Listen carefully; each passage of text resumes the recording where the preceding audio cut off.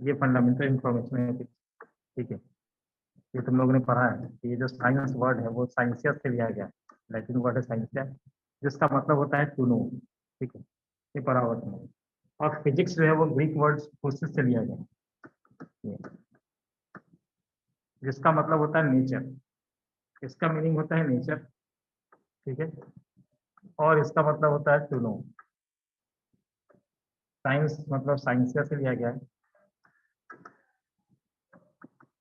जिसका मतलब होता है टू नो,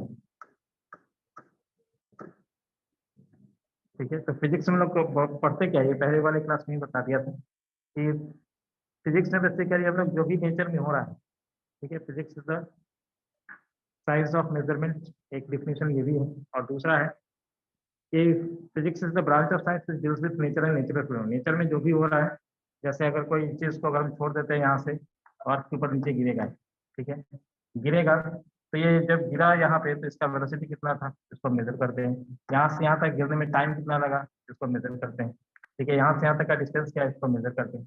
तो जो भी चीज है वो फिजिक्स में मेजरमेंट के ऊपर बेस्ड है, इसलिए फिजिक्स को कहते हैं साइंस ऑफ मेजरमेंट। लेकिन इसका जो फंडामेंटल डिफिनेशन है वो है physics is the branch of science which deals with nature and natural phenomena, ठीक है। तो उसी ये साइंस का एक पार्ट है फिजिक्स। तो साइंस को पहले लिया गया लैटिन वर्ड साइंसिया से, जिसका मतलब होता है टू नो, और फिजिक्स से लिया गया वो फोर्सेस से लिया गया, जिसका मतलब होता है नेचर, ठीक है। उसके बाद देखना है तो साइंस कैसे डेवलप हुआ है, ठीक है। उसके ये चैप्टर थोड़ा सा इंटरेस्टिंग है, लेकिन अभी उसको सिलेबस से हटा दिया गया है क्योंकि उससे लिखा हुआ था कि कोई भी क्वेश्चन आपसे पूछना नहीं है, ये मेंशन किया हुआ है। साइंटिफिक मेथड क्या है, साइंटिफिक मेथड क्या है, नोट से पहले पेज में आ जाता तो तुम्हें दिख जाएगा।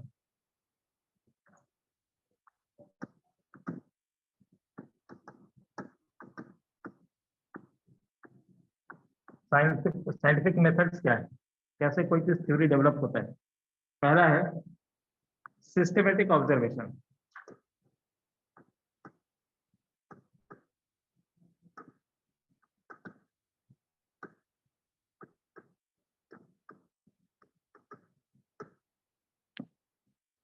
Systematic observation. दूसरा है कंट्रोल्ड एक्सपेरिमेंट, एक एक करके देखना है और फिर उसको रिलेट करेंगे। Controlled experiment.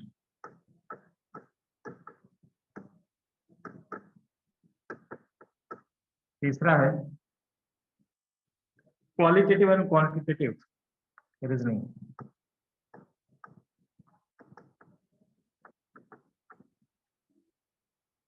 Qualitative and quantitative reasoning.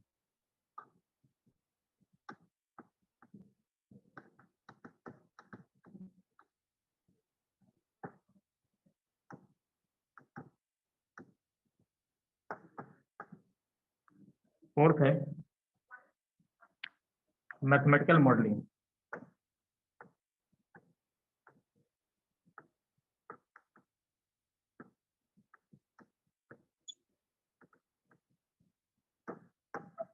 Fifth है प्रेडिक्शन।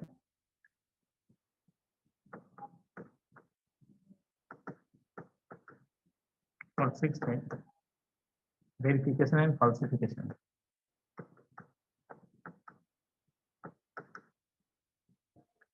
ठीक है। ये साइंटिफिक मेथड है, ये साइंटिफिक मेथड है। कौन कौन सा, पहला है सिस्टमेटिक ऑब्जर्वेशन, दूसरा है कंट्रोल्ड एक्सपेरिमेंट, तीसरा है क्वालिटेटिव एंड क्वांटिटेटिव रीजनिंग, चौथा है मैथमेटिकल मॉडलिंग, और फिफ्थ है प्रेडिक्शन, और सिक्स्थ है वेरिफिकेशन और फॉल्सिफिकेशन, ठीक है। सिस्टमेटिक ऑब्जर्वेशन में क्या होता है, सिस्टमेटिक ऑब्जर्वेशन में पहले हम कोई चीज देखते हैं, देखने के बाद जैसे कोई चीज नीचे की तरफ गिरा, जैसे न्यूटन ने जब न्यूटन लॉ ऑफ ग्रेविटेशन दिया तो कैसे कोई चीज नीचे गिरा, फिर किसी दूसरे चीज को ऊपर की तरफ फेंका वो भी नीचे की तरफ गिरा, तो सब कुछ नीचे ही, जब हम किसी चीज को ऊपर फेंक रहे हैं वो नीचे की तरफ आ रहा है, ठीक है। ये ऑब्जर्वेशन था, ये नीचे की तरफ आता ही नहीं, ठीक है।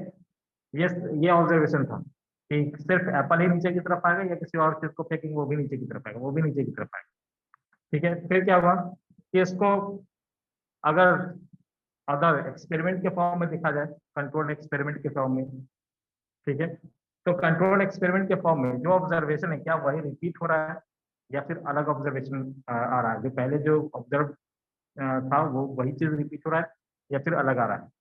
उसके बाद क्या करते हैं, अगर वही चीज रिपीट हो रहा है, ठीक है, जो सिस्टमेटिक ऑब्जर्वेशन से डेटा डेटा जो कलेक्ट किया था दूसरे एक्सपेरिमेंट में भी वैसा ही डेटा अगर मिल रहा है तो फिर उसका क्वालिटेटिव और क्वांटिटेटिव स्टडी किया जाता है, ठीक है। जैसे हम लोग कहते हैं ना कि यूनिवर्स का कोई दो ऑब्जेक्ट एक दूसरे को अट्रैक्ट करेगा and that attractive force is proportional to m1 m2।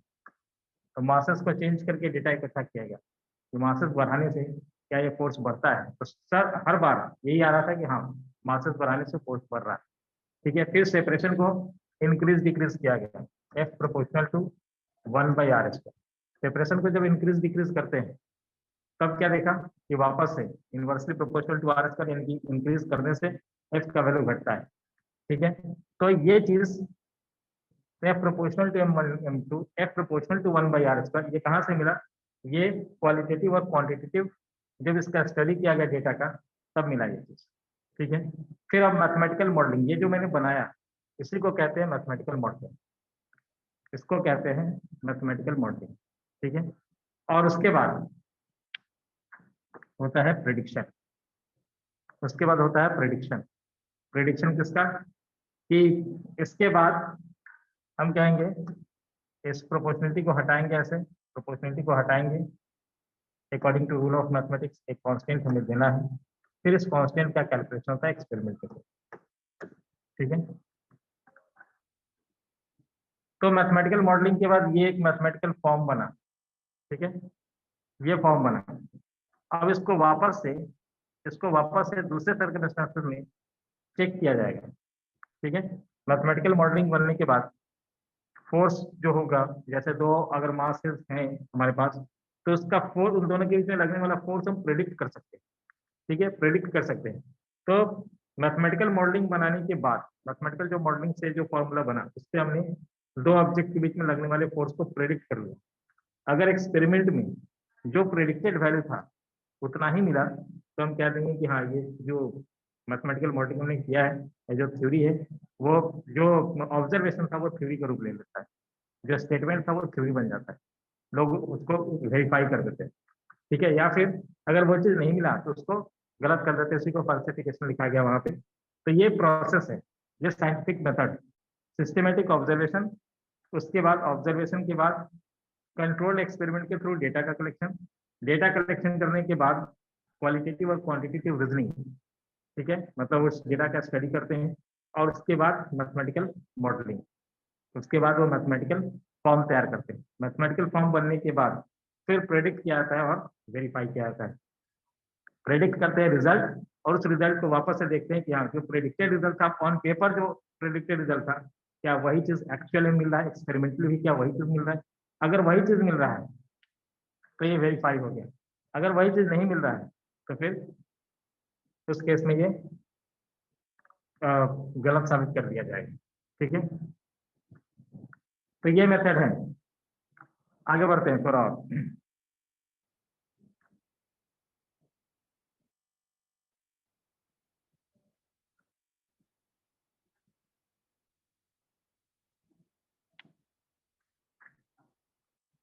Unification, next जो टर्म है वह यूनिफिकेशन। यूनिफिकेशन क्या है, अब बहुत सारे फिनोमिना हो रहे हैं नेचर में, ठीक है, बहुत सारा फिनोमिना हो रहा है, लेकिन जब उसको हम सर्टेन रूल से एक्सप्लेन करते हैं, कुछ गवर्न रूल से ही एक्सप्लेन करते हैं, तो हम कहते हैं कि हमने बहुत सारे थ्योरी को यूनिफाई कर दिया। जैसे यहाँ पे अगर कोई ऑब्जेक्ट है, ये इसको इधर की तरफ फेंका गया, कुछ देर के बाद जाकर के ये यहाँ पे रुक जाएगा, ठीक है, कुछ देर के बाद यहाँ पे रुका, ये एक फिनोमिना है, ठीक है। यहाँ से अगर ऑब्जेक्ट को थ्रो किया, ये कुछ दूर तक गया और फिर जाने के बाद यहाँ पे जाकर के रुक गया, ये एक फिनोमिना है, ठीक है। लेकिन रुका क्यों, रोका क्यों, तो हम लोगों ने इससे पहले पढ़ा है फोर्स, ठीक है। फोर्स, तो फोर्स भी बहुत टाइप का, कहते हैं कि किसी भी ऑब्जेक्ट के स्टेट में चेंज अगर लाना है तो उसके लिए ये क्वांटिटी रिस्पॉन्सिबल होता है फोर्स, ठीक है, तो फोर्स यहाँ पे है, लेकिन फोर्स में भी फोर्स अप्लाई हुआ, हमने इसको यूनिफाई कर दिया किसके, ये जो फिनोमेना है जिसमें हमने किसी पार्टिकल को फेंका और ये पार्टिकल कुछ देर जाने के बाद रुक गया, तो इसके ऊपर इसके स्टेट ऑफ मोशन में चेंज आया, तो कोई ना कोई फोर्स रिस्पॉन्सिबल होगा। वो फोर्स कौन सा है यहाँ पे वो force retarding force, retarding force, ठीक है, वो रिटार्डिंग फोर्स। तो फोर्स के थ्योरी से इस फिनोमेना को हमने एक्सप्लेन कर दिया। ठीक है, यहाँ पर रिटार्डिंग फोर्स लगा होगा, फोर्स हमने पढ़ा था, लेकिन फोर्स एक ही जगह पे नहीं लगता। इस फिनोमेना नहीं, किसी चीज को हम ऊपर की तरफ ऐसे फेंकेंगे, ये भी ऊपर जाते जाते जाते किसी इंस्टेंट पे रुकेगा, एक इंस्टेंट पे रुक करके फिर वापस नीचे की तरफ आता है। यहाँ पे भी इसका जो ऊपर की तरफ जब हमने ऑब्जेक्ट को फेंका, तो इसमें भी इसके स्पीड में चेंज लाने के लिए जो रिस्पॉन्सिबल क्वांटिटी है वो अर्थ का ग्रेविटेशनल फोर्स। यहाँ पे वो रिटार्डिंग फोर्स था, लेकिन वही रिटार्डिंग फोर्स फ्रिक्शन हो सकता है इधर वाले केस में, इधर वाले केस में वो फ्रिक्शन का फोर्स हो सकता है, लेकिन इस वाले केस में वो रिटार्डिंग फोर्स। अगेन यहाँ पे भी हम वही कहेंगे कि रिटार्डिंग फोर्स यहाँ पे लग रहा है, जो कि एमजी के फॉर्म में, ग्रेविटी के फॉर्म में। तो उस रिटार्डिंग फोर्स की वजह से ऑब्जेक्ट एक हाइट पे जाकर के एक इंस्टेंट पे रुका, और रुकने के बाद वापस से नीचे की तरफ आया। ठीक है, तो इस केस में भी हमने क्या किया, ये दो डिफरेंट फिनोमिना है, एक को हमने ऐसे फेंका था, एक को ऊपर की तरफ फेंका है, एक में रिटार्डिंग फोर्स फ्रिक्शन लग रहा है, दूसरे में ग्रेविटी का फोर्स लग रहा है, लेकिन दोनों को हमने यूनिफाई कर दिया कि फ्रिक्शन या कोई भी फोर्स रिस्पॉन्सिबल है इसके मोशन में किसी भी तरह के चेंज के लिए। ठीक है, तो इसी तरह से बहुत सारा फिनोमिना हो रहा है, उसको जब डिफरेंट जो हम फंडामेंटल फोर्स अगर पढ़ेंगे नेचर में, तो फंडामेंटल फोर्सेस चार ही है, लेकिन वही चार फोर्स मिलकर के सारे फिनोमिना को गवर्न कर रहा है। ठीक है, तो इसको कहते हैं यूनिफिकेशन, कि जो डिफरेंट फिनोमिना हो रहा है उसको हमने एक वेल नोन थ्योरी के थ्रू यूनिफाइड कर दिया। ठीक है, अब उसके बाद फिजिक्स में हम दो लेवल पे डिस्कशन करते हैं, एक होता है माइक्रोस्कोपिक लेवल और एक होता है मैक्रोस्कोपिक लेवल। ठीक है, मैक्रोस्कोपिक और दूसरा होता है माइक्रोस्कोपिक। मैक्रोस्कोपिक किसको कहेंगे और माइक्रोस्कोपिक किसको कहेंगे? मैक्रोस्कोपिक कहते हैं जिसको हम बाहर से मेजर कर सकते हैं। ठीक है, मैक्रोस्कोपिक हम उसको कहते हैं जिसको हम बाहर से मेजर कर सकते हैं। माइक्रोस्कोपिक हम उसको कहते हैं जिसको हम बाहर से मेजर नहीं कर सकते। जैसे कोई इलेक्ट्रॉन रिवॉल्व कर रहा है, ठीक है, कोई इलेक्ट्रॉन रिवॉल्व कर रहा है, तो इलेक्ट्रॉन से जुड़ा हुआ जो भी है, इलेक्ट्रॉन से जुड़ा हुआ, या फिर ऐसे कहो एटम से जुड़ा हुआ, न्यूक्लियस से जुड़ा हुआ, ठीक है, इन सब से जुड़ा हुआ जो भी चीज है वो माइक्रोस्कोपिक। लेकिन जिसको हम बाहर से मेजर कर सकते हैं वो माइक्रोस्कोपिक है। जैसे किसी ऑब्जेक्ट को हमने हीट दिया, तो हम थर्मोमीटर लगा करके चेक कर सकते हैं कि उसका टेम्परेचर कितना रेंज हुआ, तो वो माइक्रोस्कोपिक है। किसी का प्रेशर हम बाहर से मेजर कर सकते हैं, किसी के फोर्स को हम बाहर से मेजर कर सकते हैं। ठीक है, लेकिन इलेक्ट्रॉन, एटम के अंदर इलेक्ट्रॉन घूम रहा है, एटम के अंदर कोई घुस के नहीं देखेगा उसका स्पीड क्या है। ठीक है, उसको हम बाहर से मेजर नहीं कर सकते। ठीक है, तो जो एटॉमिक चीज है या न्यूक्लियर चीज है उनको हम लोग कहते हैं माइक्रोस्कोपिक, और जो बाहर से मेजरेबल चीज है जैसे टेम्परेचर हो गया, प्रेशर हो गया, मास हो गया किसी चीज, उन सबको हम कहते हैं मैक्रोस्कोपिक। ये दो टर्म हो गया, देखो वो सब लिखा हुआ है नोट्स के अंदर। ठीक है, macroscopic domain includes phenomenon at the laboratory, terrestrial and astronomical scale. बड़े लेवल पे जो होता है उसको मैक्रोस्कोपिक कहते हैं, जिसको हम बाहर से मेजर कर सकते हैं, लैब में मेजर कर सकते हैं। ठीक है, और ये phenomena, this phenomena study in classical physics. ठीक है, क्लासिकल फिजिक्स के अंदर क्या क्या आता है वो अभी डिस्कस करेंगे। और उसके बाद माइक्रोस्कोपिक कहते हैं जिसमें हम एटॉमिक, मॉलिक्यूलर और न्यूक्लियर फिनोमिना इन सब के बारे में डिस्कशन करते हैं। ये क्वांटम फिजिक्स, ये जो फिजिक्स है वो क्वांटम फिजिक्स। ठीक है, तो माइक्रोस्कोपिक के अंदर क्लासिकल फिजिक्स आएगा, जिसके अंदर चार मेजर पोर्शन है। कौन कौन सा क्लासिकल फिजिक्स के अंदर?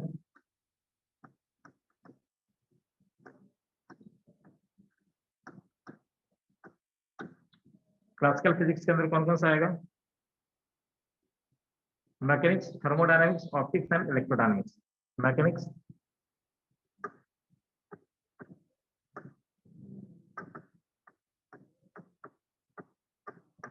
थर्मोडायनामिक्स, ठीक है, ऑप्टिक्स, इलेक्ट्रोडायनामिक्स।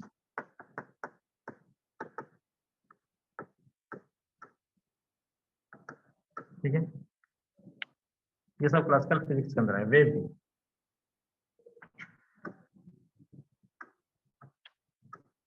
ठीक है, और उसके बाद जो हम लोग माइक्रोस्कोपिक लेवल पे डिस्कशन करते हैं वो चलाता है क्वांटम मैकेनिक्स के अंदर, क्वांटम फिजिक्स।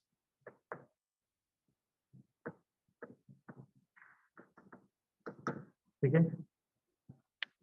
क्योंकि क्वांटम फिजिक्स का जो चीज सब है वो क्लासिकल मैकेनिक्स से एक्सप्लेन नहीं होता। ये आगे हम लोग पढ़ेंगे, 12th में कुछ ऐसा पढ़ना है जहाँ पे ये सफिशिएंट नहीं है।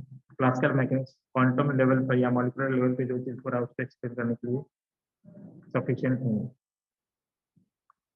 ठीक है, अब आ जाते हैं हम लोग फंडामेंटल फोर्सेस कितने हैं नेचर में।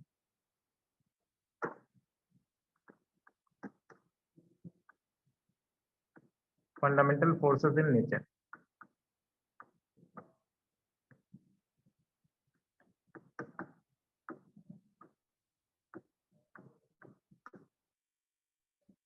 फंडामेंटल फोर्सेस कितने हैं नेचर में? तो फंडामेंटल फोर्सेस है 4। कौन कौन सा?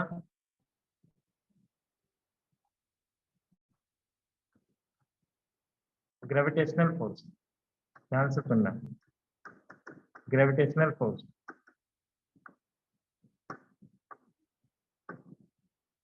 उसके बाद ग्रेविटेशनल फोर्स के बाद इलेक्ट्रोमैग्नेटिक फोर्स। इसी 4 में से किसी न किसी का वो है तो फोर्स बहुत सारा, लेकिन इस 4 कैटेगरी में ही होगा। मेन फोर्स ये फंडामेंटल फोर्स नहीं है, इलेक्ट्रोमैग्नेटिक फोर्स। उसके बाद होगा कौन सा? Nuclear force. और ये हो जाएगा फिर वीक फोर्स। नाम इसका वीक फोर्स है, लेकिन अगर तुमसे पूछा जाए कि सबसे वीकेस्ट फोर्स नेचर का कौन सा है तो बताओ इसमें कौन सा होगा? पूछ रहा हूँ तो माइक अनम्यूट करके बोला कौन सा होगा?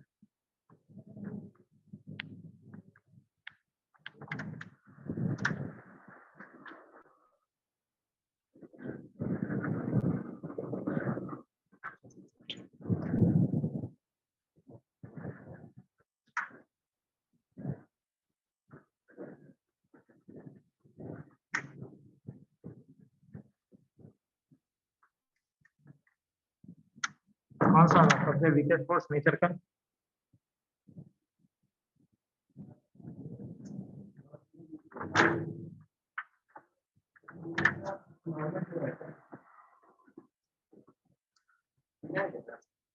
क्या? ये ऊपर वाले की तारीफ ले ले ले, ऊपर वाले की तारीफ। हो गया। Gravitational force, electromagnetic force, nuclear force और वीक फोर्स, इन सब में सबसे वीकेस्ट फोर्स कौन सा है नेचर का? पूछ रहा हूँ तो अनम्यूट करके बोलो, गलत है या सही, यही होगा ना? कौन सा है? हाँ, ये लोग बोलेंगे नहीं। कौन सा है? ग्रेविटेशनल फोर्स सबसे वीकेस्ट फोर्स है नेचर। ग्रेविटेशनल फोर्स सबसे वीकेस्ट फोर्स है नेचर। ऐसे लिखते हैं G m1 m2/r²। ये सेलेस्टियल बॉडीज के लिए ठीक है, ये बड़ा क्वांटिटी होगा, लेकिन जब स्मॉल मासेस हो उसके लिए ये बहुत ही नेग्लिजिबल है। मासेस अगर छोटा हो जाए, ठीक है, G m1 m2/r²। ठीक है, जहाँ पे G का वैल्यू है 6.67 इंटू 10⁻⁻11 न्यूटन मीटर स्क्वायर पर kg स्क्वायर। ये एफ की, सॉरी जी की वैल्यू है, ये जी की वैल्यू। ठीक है, अब सोच के देखो 10⁻⁻1 पहले से मल्टीप्लाई 10⁻⁻11, सॉरी। अब m1 m2 का वैल्यू अगर छोटा हुआ 1 kg 2 kg ऐसे, और r का वैल्यू सपोज दैट, तो 10⁻⁻11 के बहुत होगा तो 10⁻⁹ ये सब मल्टीप्लाई होने के बाद 9 या 7 या 10 ऐसे के मल्टीपल में होगा।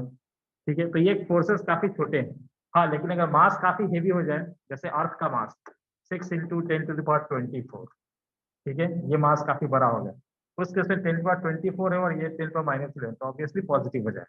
तो सेलेस्टियल बॉडीज के लिए ये ऑब्जर्वेशन में रहेगा, लेकिन ऐसे अर्थ के ऊपर जो मासेस है उसमें क्या होता है, तो अगर इसको हम देखें तो इधर में जैसे एक कॉपी रखा है तुमने इधर में, और एक बुक रखा है इधर में, इन दोनों के बीच में भी तो अट्रैक्शन का फोर्स लग रहा होगा, ये यूनिवर्सल लॉ ऑफ ग्रेविटेशन, ठीक है। इन दोनों के बीच में भी तो फोर्सेज लग रहा होगा, लेकिन ये दोनों अट्रैक्ट कर भी रहे होंगे तो इसमें जो लगने वाला फ्रिक्शन का फोर्स है वो ओवरकम कर जाता है इसको, ठीक है। तो ये अपनी जगह से मूव नहीं करते, तो दिखता नहीं है ये चीज। ये दो ऑब्जेक्ट को रखा है, इसमें कहाँ फोर्स लग रहा है? अगर फोर्स लग रहा होता तो ये दोनों नजदीक नहीं आते। ऐसा नहीं कि फोर्स नहीं लग रहा है, फोर्स लग रहा है, लेकिन ये फोर्स इतना छोटा है कि बस वो मूव नहीं करा अपनी जगह से, या इसका जो दूसरा फोर्स है इससे फ्रिक्शन का, ये सब ओवरकम कर दे रहा है, ठीक है। तो ऐसे नॉर्मल मासेस के लिए ये फोर्स काफी छोटा है, ठीक है। दूसरा है gravitation electromagnetic force. Electromagnetic force में बेसिकली हम लोग यहाँ पे इलेक्ट्रोस्टैटिक फोर्स के बारे में ही पढ़ेंगे, तो सबका एक्सप्रेशन में लिख दे रहा हूँ इधर में। F equal to G m1 m2 by R square है, यहाँ पे F इक्वल टू के Q1 Q2 by R square है, ठीक है। इधर में कांस्टेंट जी था, तो जी का वैल्यू है 6.67 इंटू 10⁻11, और इधर में जो कांस्टेंट की है इसकी वैल्यू है 9 इंटू 10⁻9, ठीक है। न्यूक्लियर फोर्स और वीक फोर्स के लिए कोई मैथमेटिकल फॉर्मूला हमें अभी यहाँ पे नहीं पढ़ना है, ठीक है। इन दोनों का तो मैथमेटिकल फॉर्म है, उसका ऐसा नहीं कि नहीं है लेकिन हमें इस तरह से नहीं पढ़ना, ठीक है। ऐसे नेचर का सबसे स्ट्रॉन्गेस्ट फोर्स होता है ये फोर्स, न्यूक्लियर फोर्स, ठीक है। न्यूक्लियर फोर्स सबसे स्ट्रॉन्गेस्ट फोर्स है नेचर का। क्यों? उसका एक सिंपल सा रीजन, एक छोटे से वॉल्यूम के अंदर, न्यूक्लियस के अंदर जितने सारे पॉजिटिव चार्जेस सबको एक साथ कंबाइन करके रख रखा है, ठीक है। क्योंकि इसमें अगर देखेंगे कि पॉजिटिव पॉजिटिव से रिपल्सन होता है तो इसको तो फट जाना चाहिए, लेकिन ऐसा होता नहीं। न्यूक्लियस के अंदर पूरा का पूरा ये पॉजिटिव चार्ज को एक जगह पे कंसंट्रेट करके रखा है, तो ये इलेक्ट्रोमैग्नेटिक या इलेक्ट्रोस्टैटिक फोर्स से भी बड़ा फोर्स है, नेचर का स्ट्रॉन्गेस्ट फोर्स कहते हैं ये। और वीक फोर्स होता है जब ट्रांसफॉर्मेशन होता है, जैसे न्यूट्रॉन कन्वर्ट हो गया किसमें, इलेक्ट्रॉन और प्रोटॉन में, ऐसे, ठीक है। ये कब होता है? ये कब होता है? जब जो हेवी न्यूक्लियस है उसमें ये चीज देखने को मिलता है, और उस समय इसको कहा जाता है बीटा माइनस, बीटा पार्टिकल, ठीक है। तो बीटा माइनस पार्टिकल के एमिशन में या बीटा पार्टिकल के एमिशन में न्यूक्लियर फोर्स रिस्पॉन्सिबल, ठीक है। बीटा माइनस पार्टिकल के इसमें न्यूक्लियर फोर्स रिस्पॉन्सिबल होते हैं। सर मुझे वीक फोर्स समझ में नहीं आया। वीक फोर्स जो रिस्पॉन्सिबल होता है वो जहाँ पे जैसे बीटा का पार्टिकल का एमिशन हो रहा है, बीटा पार्टिकल कहते हैं, देखो इलेक्ट्रॉन कहाँ पे होता है? इलेक्ट्रॉन होता है न्यूक्लियस के बाहर, ठीक है। उसको इलेक्ट्रॉन कहते हैं जो न्यूक्लियस के बाहर चक्कर लगा रहा है। लेकिन कभी कभी क्या होता है, हेवी न्यूक्लियस जो होते हैं, हेवी न्यूक्लियस मतलब रेडियो एक्टिविटी जो फिनोमिना है, रेडियो एक्टिविटी फिनोमिना में जो हेवी न्यूक्लियस है वो दो तरह से स्टेबिलिटी को गेन करते हैं। नहीं, हेवी न्यूक्लियस नहीं, मतलब पूरे एलिमेंट की बात करें तो दो तरह से स्टेबिलिटी को गेन किया जाता है। जो छोटे हैं वो फ्यूज करके, कंबाइन करके एक बड़ा सा न्यूक्लियस बनाते हैं और स्टेबिलिटी को गेन करते हैं, और जो काफी हेवी न्यूक्लियस है वो छोटे छोटे वो छोटे छोटे वो दो छोटे छोटे न्यूक्लियाई में टूट करके और तब जाकर के स्टेबिलिटी को गेन करते हैं। इसको कहते हैं इसको कहते हैं हम लोग फ्यूजन, न्यूक्लियर फ्यूजन, और इसको कहते हैं फ्यूजन, ठीक है। तो इन सब के लिए जो रिस्पॉन्सिबल फोर्स है उसको हम कहते हैं वीक फोर्स, ठीक है। यानी कि जब हेवी न्यूक्लियस है, हेवी न्यूक्लियस में जो न्यूट्रॉन है, एन बाई पी का रेशियो पढ़ेंगे हम लोग ये सब चीज, N by P, neutron by proton का रेशियो जब 1 से बड़ा हो जाता है तो ये जो एटम है वो अनस्टेबल हो जाता है। तो स्टेबिलिटी को गेन करने के लिए क्या करेगा कि ये अपने नंबर को कम करेगा और प्रोटॉन के नंबर को बढ़ाएगा ताकि ये 1 के आसपास रहे। एन बाई पी का रेशियो जब नियरली 1 होता है तो हम कहते हैं कि ये स्टेबल एटम है। लेकिन एम आई पी का रेशियो जब 1 से बड़ा होगा तो न्यूट्रॉन चाहेगा कन्वर्ट होकर के इस तरह से इलेक्ट्रॉन और प्रोटॉन में कन्वर्ट हो जाना चाहेगा, ताकि न्यूट्रॉन का नंबर घटेगा, प्रोटॉन का नंबर बढ़ेगा, तो एन बाई पी का रेशियो 1 की तरफ टेंड करेगा, ठीक है। तो स्टेबिलिटी को वो गेन करेगा। तो ये जो फिनोमिना है इसके लिए न्यूट्रॉन के कन्वर्शन के लिए जो फोर्स रिस्पॉन्सिबल है उसको हम वीक फोर्स कहते हैं, ठीक है। पढ़ेंगे इसके बारे में, इन दोनों के बारे में हम लोग न्यूक्लियर फोर्स वाले चैप्टर में पढ़ेंगे, ठीक है।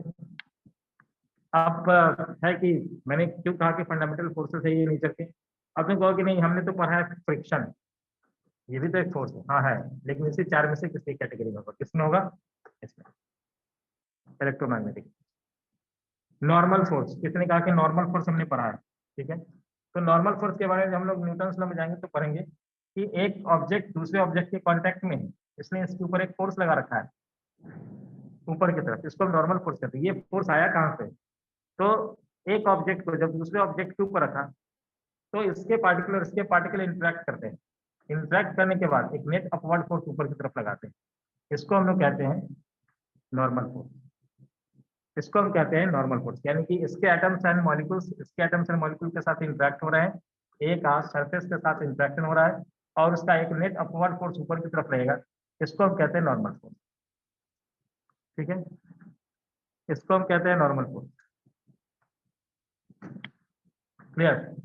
उसके बाद फ्रिक्शन अगर तुमसे पूछा जाएगा, अच्छा तो इसके एटम और इसके एटम, दोनों के एटम मॉलिक्यूल्स आपस में इंटरेक्ट करके ये फोर्स लगाया है इन्होंने, इसको नॉर्मल फोर्स कहते हैं। ये इलेक्ट्रोमैग्नेटिक फोर्स की कैटेगरी में।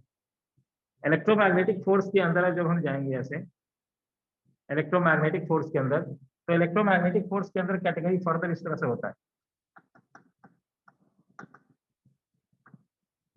जितना भी फोर्स तुम लोगों ने पढ़ा होगा मैक्सिमम वो इसी के अंदर आएगा। नॉर्मल फोर्स जब भी कॉन्टैक्ट की वजह से आ रहा है, ठीक है, नॉर्मल फोर्स, फ्रिक्शन का फोर्स, स्ट्रिंग का फोर्स, स्ट्रिंग यानी टेंशन वाला फोर्स, ये सब के सब, और स्प्रिंग का फोर्स, ये सब के सब इलेक्ट्रोमैग्नेटिक फोर्स। ठीक है, जितने भी कॉन्टैक्ट फोर्स है वो इलेक्ट्रोमैग्नेटिक फोर्स की कैटेगरी में आते हैं। ऐसा नहीं कि जो नॉन कॉन्टैक्ट फोर्स वो इलेक्ट्रोमैग्नेटिक फोर्स की कैटेगरी में नहीं होगा, दो चार्ज के बीच में कोई कॉन्टैक्ट नहीं होगा फिर भी फोर्स रहेगा, लेकिन जितने भी कॉन्टैक्ट वाले फोर्स हैं वो एटम्स और मॉलिक्यूल के इंटरेक्शन की वजह से जनरेट होते हैं, तो इसलिए उसको इलेक्ट्रोमैग्नेटिक फोर्स के अंदर रखा गया, उस कैटेगरी में रखा गया। ठीक है, खैर ये चीज हम लोग पढ़ेंगे कहाँ पे, न्यूटन्स लॉ वाले चैप्टर में जब आएंगे तो फर्दर यहीं से स्टार्ट होंगे फंडामेंटल फोर्सेस कहाँ पे है, और फिर उसके लिए थोड़ा सा और इसके ऊपर कुछ न्यूमेरिकल्स, फिर इसके ऊपर न्यूमेरिकल्स। ठीक है, और उसके बाद न्यूक्लियर फोर्स और वीक फोर्स के ऊपर अभी नहीं कोई डिस्कशन इसमें ज्यादा नहीं होगा। ठीक है, लेकिन न्यूक्लियर फोर्स के बारे में एक चैप्टर डेडिकेटेड है, वो क्लास 12 का न्यूक्लियर वाला चैप्टर, एटम वाला चैप्टर, उन सब में वो डिस्कशन है।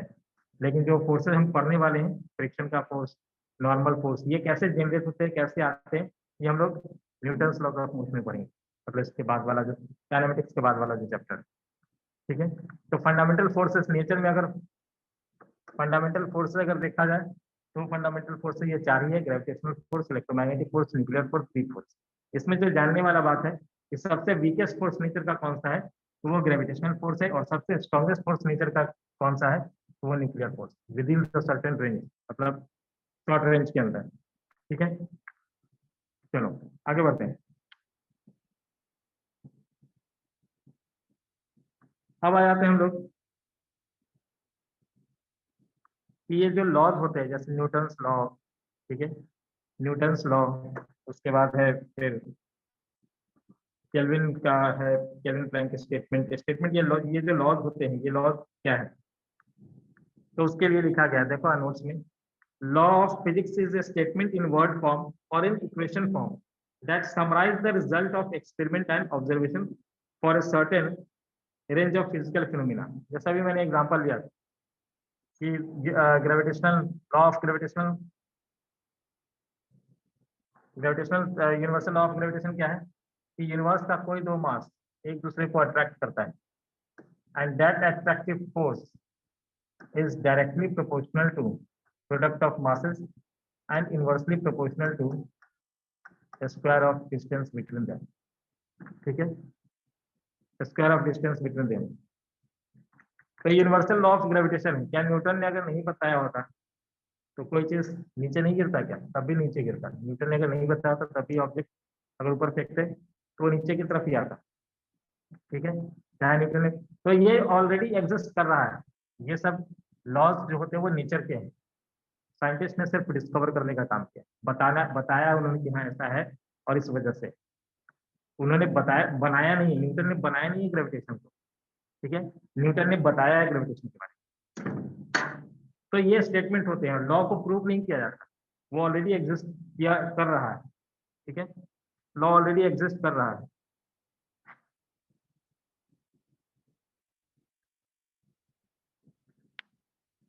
तो क्या लिखा है यहाँ पे कि laws of physics is a statement in word form or in equation form that summarize the result of experiment and observation for a certain range of physical phenomena. Law cannot be proved, The new development in physics may extend the range of validity of a law. They exist in simple form. ठीक है, जैसे example के लिए यहाँ पे तो laws को हमेशा जैसे कहा जाएगा वैसे ही स्टेटमेंट के फॉर्म में लिखा जाएगा या फिर उसको मैथमेटिकल फॉर्म देंगे तो इस तरह से देंगे। ठीक है, उसके बाद फिजिक्स में एक और चीज तुम्हें देखने को मिलेगा, वह है conservation law, conservation of energy, conservation of mechanical energy, conservation law. तो कंजर्वेशन लॉ, कंजर्वेशन कंजर्वेशन कहाँ कहाँ पे होगा? कंजर्वेशन एनर्जी का हो सकता है। देखो ये सब जगह पे तुम्हें कंजर्वेशन वर्ड सुनने को मिलेगा। ठीक है, पूरे फिजिक्स में जैसा नोट कर लेना, ये ओरिएंटेशन है एक तरह का। ये पूरा फिजिक्स पूरे पे क्यों पता नहीं किसको क्यों हटा दिया, अभी एनसीईआरटी की बुक में ये चैप्टर हटा दिया है, लेकिन क्वेश्चन नहीं पूछा था तो फिर भी ये कैसे रिलेट होगा, ये पूरा का पूरा फिजिक्स कैसे पढ़ना है या फिजिक्स में क्या क्या इंपॉर्टेंट है वो पूरा इस चैप्टर के अंदर बताया गया। लॉ क्या होते हैं, किस तरह से साइंटिफिक मेथड क्या है, किस तरह से वो काम करते हैं। ठीक है, तो ये सब चीज यहाँ पे बताया गया था, एकदम ऑरिजिन जो होता है ऑरिजिन पे ये हटा दिया। ठीक है, तो एनर्जी कंजर्वेशन, हालांकि यहाँ से क्वेश्चन कभी आता नहीं था।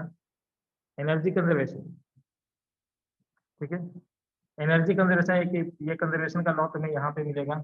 ठीक है, उसके बाद कंजर्वेशन ऑफ मोमेंटम, ये भी तुम लोगों ने पढ़ा होगा, जिनका आईसीएसई रहा होगा उन लोगों ने पढ़ा होगा कि अगर कोई ऑब्जेक्ट के ऊपर कोई फोर्स नहीं लगता है तो उसका मोमेंटम कंजर्व होता है। मोमेंटम में कंजर्वेशन। ठीक है, उसके बाद conservation in angular, conservation of angular momentum. Angular momentum, कोई अगर कोई टॉर्क नहीं है ऑब्जेक्ट को रोटेट कराने के लिए तो उसका एंगुलर मोमेंटम कंजर्व होता है। कंजर्वेशन ऑफ एंगुलर मतलब जैसे घूम रहा है वैसे ही घूमता रहेगा अगर कोई एक्सटर्नल टॉर्क उसके ऊपर नहीं लग रहा है तो। ठीक है, conservation of energy, conservation of momentum, conservation of angular momentum, ये सब चीज सुनने को मिलेगा। ठीक है, और कंजर्वेशन ऑफ चार्ज, इलेक्ट्रोस्टैटिक में जाएंगे तो कंजर्वेशन ऑफ चार्ज, जो चीज कंजर्व होता है मतलब वो चेंज नहीं होता, कंजर्वेशन ऑफ चार्ज। तो ये सब चीज सुनने को मिलेगा उधर में। ठीक है, तो ये कंजर्वेशन जहाँ पे आया है तो घबराने का नहीं, कंजर्वेशन बहुत फिजिक्स में बहुत जगह पे आएगा। सबसे ज्यादा जो यूज होने वाला चीज है कंजर्वेशन में वो है कंजर्वेशन ऑफ एनर्जी, सबसे ज्यादा यूज होगा। मैकेनिक्स के अंदर ये दोनों भी बहुत यूज होगा, ये दोनों यानी कि ये मैकेनिक्स के अंदर एनर्जी तो पूरा ही कंजर्व है, लेकिन conservation of momentum, conservation of angular momentum ये मैकेनिक्स के अंदर आएगा। कंजर्वेशन ऑफ चार्ज ये इलेक्ट्रोस्टैट के अंदर है, इलेक्ट्रोमैग्नेटिज्म तो उसके अंदर आने वाला है। ठीक है, लेकिन कंजर्वेशन वर्ड से फैमिलियर रहना है क्योंकि ये फिजिक्स में बहुत जगह पे आएगा। और ये बेसिक फंडामेंटल चीज सब मालूम है, किसी को फंडामेंटल लॉज पता है, फंडामेंटल फोर्सेस पता है, ठीक है, कंजर्वेशन लॉ पता है तो उसका फिजिक्स दुरुस्त रहेगा अगर उसको अप्लाई करने आता है तो। ठीक है, चलो इसके बाद आते हैं हम लोग, इसलिए छोड़ दिया तो शुरू में ये इतना सारा चीज था। ठीक है, ऐसे हम लोग पढ़ेंगे आगे, अभी के लिए लिख रहा हूँ। यहाँ पे एक्सटर्नल फोर्स जब जीरो होता है तब इसको अप्लाई करते हैं। यहाँ पे एक्सटर्नल टॉर्क जब जीरो होता है टाउ ई एक्स टी, तब हम कंजर्वेशन ऑफ एंगुलर मोमेंटम को अप्लाई करते हैं। ठीक है, आएगा ये सब डिटेल, ये रोटेशन में पढ़ना है। ठीक है, ये कोलिजन वाले चैप्टर में पढ़ना है, मोमेंटम वाले कंजर्वेशन, लॉज ऑफ फिजिक्स में भी, लॉज ऑफ मोशन में भी हम लोग पढ़ेंगे। ठीक है, अब आ जाते हैं यूनिट एंड डायमेंशन जो शुरू किया था। ठीक है, इतना चीज बेसिक था। अब जो शुरू किया था हमने यूनिट एंड डायमेंशन। ठीक है, तो पहले आए थे किसके ऊपर, physical quantity. Physics is the science of measurement, तो मेजर किसको करेंगे, तो फिजिकल क्वांटिटी को मेजर करेंगे on the basis of dependency. On the basis of dependency, ये दो टाइप का होता है। कौन कौन सा, कौन कौन सा, तो ये होता है फंडामेंटल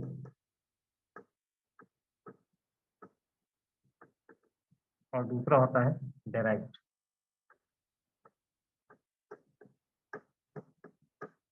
फंडामेंटल किसको कहते हैं, those physical quantities which are independent of each other, ठीक है, those physical quantities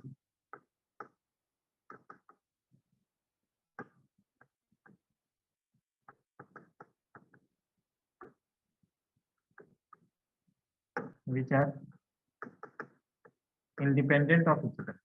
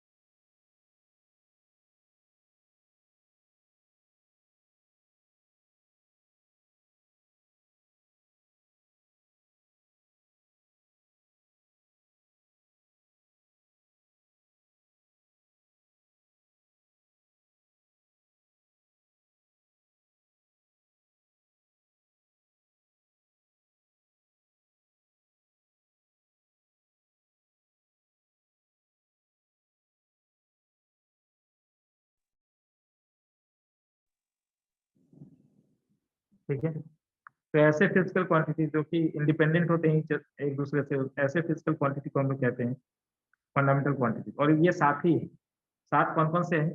7 base fundamental, इसी को बेस क्वांटिटीज भी कहते हैं। ये सात कौन कौन से हैं?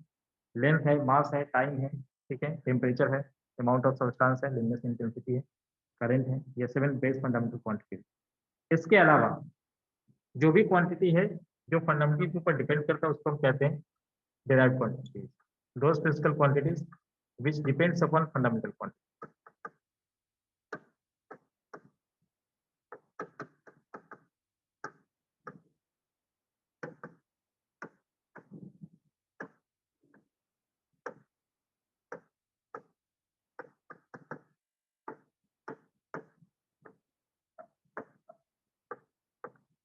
मतलब 7 बेस फंडामेंटल क्वांटिटीज के अलावा जो भी है वो derived quantities, ठीक है। फंडामेंटल क्वांटिटीज के अंदर कौन कौन से आते हैं?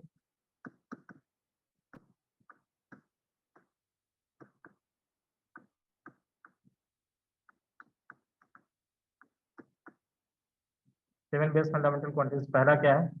लेंथ। दूसरा क्या है? मास। तीसरा क्या है? टाइम। चौथा क्या है? लेंथ, मास, टाइम, टेम्परेचर। उसके बाद क्या है? करेंट। उसके बाद क्या है? Amount of substance.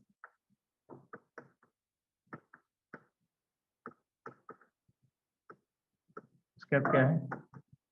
Luminous intensity, ठीक है।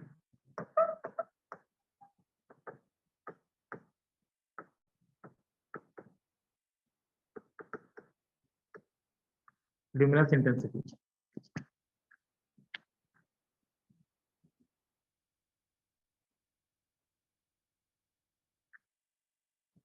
लेंथ के लिए हम लोग क्या लिखेंगे? एल। यूनिट क्या लिखेंगे? मीटर। मास के लिए क्या लिखेंगे? एम। यूनिट क्या लिखेंगे? केजी। टाइम के लिए क्या लिखेंगे? डायमेंशन लिखेंगे टी। यूनिट लिखेंगे, यहाँ पे यूनिट लिख रहा हूँ, सेकेंड, ठीक है।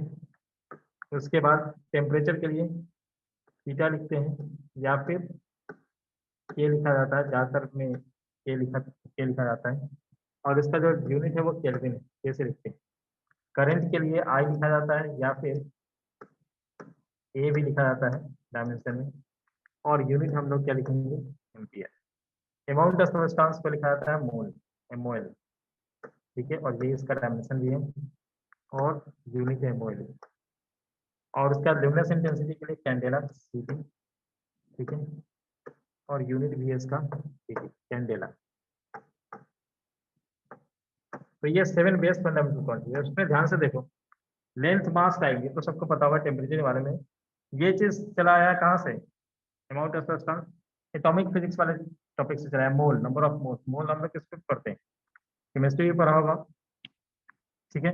अमाउंट ऑफ सब्सटेंस, और ये जो लुमिनस इंटेंसिटी है ये आ गया ऑप्टिक्स वाले पोर्शन, ये ऑप्टिक्स वाले पोर्शन से चला है, ठीक है। तो एक लाइट वाले चैप्टर से भी हो गया, ये करंट वाले चैप्टर से हो गया, करंट वाला मतलब इलेक्ट्रोमैग्नेटिक वाले चैप्टर से हो गया, ये थर्मल वाले थर्मल फिजिक्स से हो गया, लेंथ, मास, टाइम तो पूरा मैकेनिक्स में, ठीक है।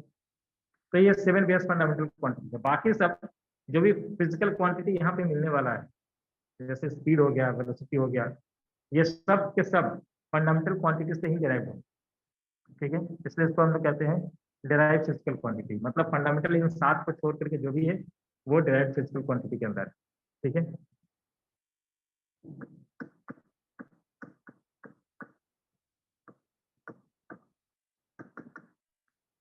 Derive physical quantity, those quantities which depends upon fundamental quantities. Example के लिए हमने ले लिया है स्पीड। स्पीड को हम क्या लिखते हैं? Distance by time. डिस्टेंस को लिखेंगे लेंथ और नीचे लिखते हैं टाइम। तो ये कैसे डिपेंड करा लेंथ के ऊपर? लेंथ के डायरेक्टली प्रोपोर्शनल। इसको समझ सकते हैं हम लोग ऐसे कि मान लेते हैं ये कोई ए से बी तक का डिस्टेंस है, फिक्स डिस्टेंस है, लेंथ यहाँ पे क्या है? फिक्स है। लेंथ यहाँ पे कह दिया कि इसका 10 मीटर। हमें कहा गया कि इसको 10 सेकेंड में ट्रेवल करना है, ठीक है। 10 सेकेंड में ट्रेवल किया होगा तो स्पीड कुछ निकल के आया होगा, लेकिन बाद में कहा गया कि इसी डिस्टेंस को 5 सेकेंड में ट्रेवल करना है। टाइम को कम कर दिया गया, पहले 10 सेकेंड कहा गया, उसके बाद कहा गया 5 सेकेंड में करना है, तो स्पीड को बढ़ाना पड़ा। पर्सन जो दौड़ रहा है यहाँ से यहाँ तक, उसको अपना स्पीड इंक्रीज करना पड़ेगा। तो टाइम इंक्रीज होने से क्या हो रहा है? स्पीड, टाइम डिक्रीज होने से स्पीड बढ़ रहा है, तो टाइम के साथ इन्वर्सली प्रोपोर्शनल है।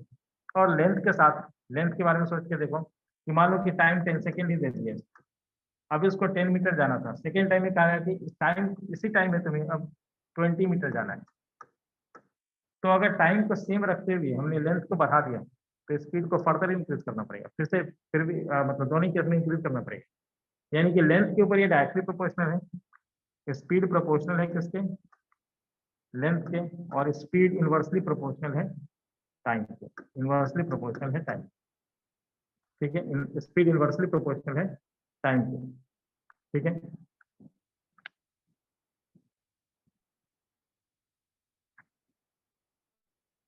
क्लियर है यहाँ तक?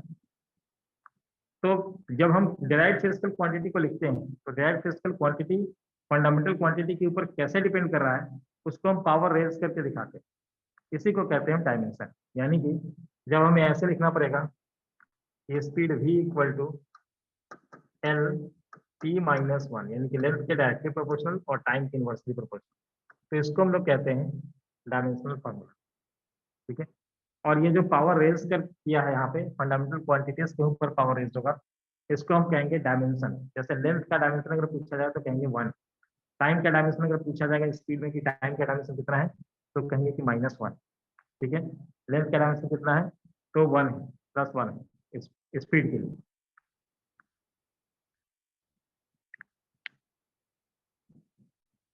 ठीक है। बता रहा हूँ, आ रहा हूँ, ठीक है। चलो, इसके ये तो हमने देख लिया कि डायमेंशन, लेकिन कितने टाइप के सिस्टम, जैसे सिस्टम भी कितने टाइप के होते हैं? सिस्टम का मतलब हो गया मेजरमेंट के लिए जो सिस्टम यूज करें। जैसे एक है एमके सिस्टम, जिसको हम कहते हैं मीटर मीटर किलोग्राम सेकेंड, ये वाला सिस्टम। दूसरा है सीजीएस सिस्टम, मतलब सेंटीमीटर सेंटीमीटर ग्राम सेकेंड। और एक और है एफपीएस सिस्टम, ये ऑलरेडी दुनिया में चल रहा था, foot pound second, foot pound second, ठीक है। ये मेजरमेंट के लिए यूज किया जाने वाला यूनिट है। लेकिन ये सब ये यूएसए वालों का है, ठीक है। एफपीएस ये ब्रिटिश वालों का है, ठीक है। इसी तरह से ये डिफरेंट कंट्री में यूज किया जाने वाला सीजीएस यूनिट है। जनरली फ्रांस में यूज किया जाता है सेंटीमीटर सब, ठीक है। तो ये सब के सब, ये सब के सब डिफरेंट कंट्री में यूज होने वाले अलग अलग यूनिट, लेकिन जो पूरी दुनिया में एक साथ यूज किया जाता है उसको हम कहते हैं एसआई सिस्टम, ठीक है। बाद में इनके सिस्टम ही एसआई सिस्टम बना, ठीक है। इसके पीछे भी एक स्टोरी है। ये 1971 में फ्रांस में एक मीटिंग किया गया था जिसमें सभी दुनिया भर के साइंटिस्ट हैं, और वो इस बात पे अग्री हुए कि भले ही सबका डिफरेंट कल्चर हो, अलग लैंग्वेज हो अलग, लेकिन साइंस के लिए हम कॉमन लैंग्वेज ही यूज करेंगे, कॉमन यूनिट ही यूज करेंगे, ठीक है। और इसका रीजन क्या था कि एक जॉइंट वेंचर हो रहा था ब्रिटिश वालों का और यूएस वालों का, स्पेस का कोई प्रोग्राम चल रहा था। इन्होंने जो ब्रिटिशर्स या ब्रिटिश के साइंटिस्ट ने जो डेटा भेजा, उन्होंने एफपीएस में भेजा डेटा, और यूएस वालों ने उसको एमकेएस सिस्टम में समझ लिया, और वो मिशन पूरी तरह से फेल हो गया। उसके बाद 1971 में पूरी दुनिया भर के साइंटिस्ट एक मंच पे आए, और ये हुआ फ्रांस में, ठीक है। और उसके बाद सब लोग अग्री हुए कि हम साइंस के लिए हम कॉमन यूनिट ही यूज करेंगे, ठीक है। और उसके बाद ये एसआई सिस्टम आया, ठीक है। तो एसआई सिस्टम में, इसलिए हम लोग फिजिक्स में जब भी बात करेंगे तो एसआई सिस्टम में ही बात करेंगे, ठीक है। यानी कि अगर यूनिट दूसरे फॉर्म में दे भी रखा होगा तो हम उसको कन्वर्ट करेंगे किसमें, एसआई सिस्टम, ठीक है। तो एसआई सिस्टम बेसिकली ये है, लेंथ के लिए मीटर, लेंथ के लिए मीटर, मास के लिए केजी, और टाइम के लिए सेकेंड, ठीक है। और उसके अलावा जो मैंने लिखा है यहाँ पे, ये 7 बेस फंडामेंटल क्वांटिटीज का जो यूनिट लिखा मैंने, ये यूनिट ही एसआई सिस्टम, ये जो यूनिट लिखा है मैंने तो एसआई यूनिट लिखा है, ठीक है। International system D units.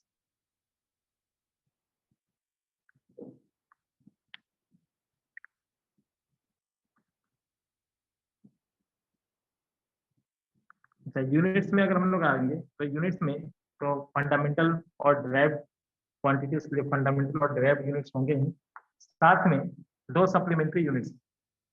Units में अगर हम लोग आते हैं तो फंडामेंटल डेराइव, ये दो यूनिट तो रहेगा ही। फंडामेंटल तो लिख चुका मैं उधर में, फंडामेंटल डेराइव, और उसके अलावा एक और यूनिट होगा जिसको हम कहते हैं supplementary unit,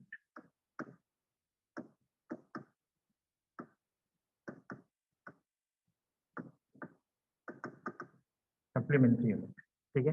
fundamental derive and supplementary unit. Fundamental कहेंगे वो 7 बेस फंडामेंटल क्वांटिटी जो लिखा, डेराइव क्वांटिटी। उसके अलावा सप्लीमेंट्री जो है वो है रेडियन और स्टीरेडियन, रेडियन आरएडी और स्टीरेडियन, ठीक है। जो रेडियन है ये प्लेनर एंगल के लिए, जैसे प्लेन में अगर कोई एंगल बन रहा हो यहाँ पे तो इसको हम कहेंगे ये रेडियन। स्टीरेडियन होता है जब 3 डायमेंशनल एंगल, जैसे कोन तुम लोगों ने देखा होगा, या आइसक्रीम खाया होगा कोन वाला आइसक्रीम, तो उसका इस तरह से ये जो एंगल बनता है यहाँ पे उसको हम 3 डायमेंशनल एंगल कहते हैं, इसको ओमेगा से रिप्रेजेंट करते हैं, ठीक है। और इसको थीटा से रिप्रेजेंट करते हैं। इसका जो एंगल, इसका जो यूनिट है वो स्टीरेडियन, और इसका जो है वो रेडियन है, ठीक है। नोट्स के अंदर लिख दिया गया है,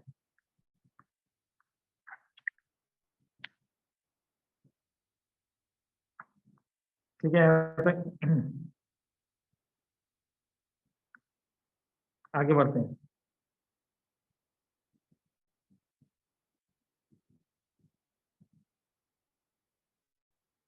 यूनिट्स अभी हम लोगों ने पढ़ा, यूनिट्स में न्यूमेरिकल वैल्यू और यूनिट के बीच में एक रिलेशन, ठीक है। यूनिट्स में एन यू कांस्टेंट होता है, ध्यान से सुनना क्या कहा, एन यू कांस्टेंट होता है, मतलब ये न्यूमेरिकल वैल्यू है और ये यूनिट है। मान लो डिस्टेंस का यूनिट मैंने 1 मीटर ले लिया, इसी को दूसरे यूनिट में जब लिखेंगे, जैसे सेंटीमीटर में लिखेंगे तो क्या लिखेंगे, 100 सेंटीमीटर, ऐसा लिखेंगे। तो यहाँ पे यूनिट न्यूमेरिकल वैल्यू 1 है, यहाँ पे जो न्यूमेरिकल वैल्यू है वो 100, ठीक है।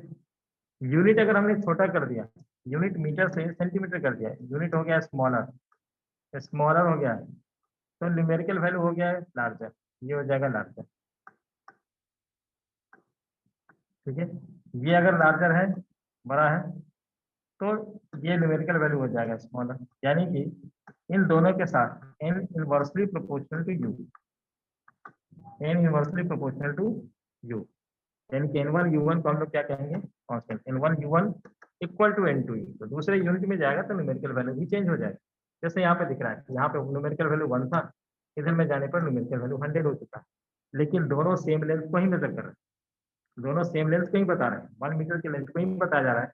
कोई मीटर स्केल से मेजर कर रहा है, कोई उसको सेंटीमीटर के स्केल में मेजर कर रहा है, ठीक है, लेकिन दोनों से जो किसी डिस्टेंस को मेजर किया जाएगा तो दोनों से सेम ही मतलब डिस्टेंस सेम ही रहेगा, यूनिट अलग अलग, ठीक है। तो यहाँ हम कह सकते हैं कि numerical value is inversely proportional to U, यानी कि एन यू के बीच में अगर हम ग्राफ ड्रॉ करेंगे तो ऐसा होगा, एक बढ़ने से दूसरा घटेगा, एक घटने से दूसरा बढ़ेगा, एन और यू के बीच में ये रिलेशन। हालांकि इसको आगे हम लोग यूज करेंगे यूनिट कन्वर्जन में, ठीक है, एप्लीकेशन ऑफ डायमेंशन एनालिसिस में जब जाएंगे तो एक यूनिट से दूसरी यूनिट में जाने के लिए हम लोग इसको यूज करते हैं, n1 u1 equal to n2 u2, ठीक है।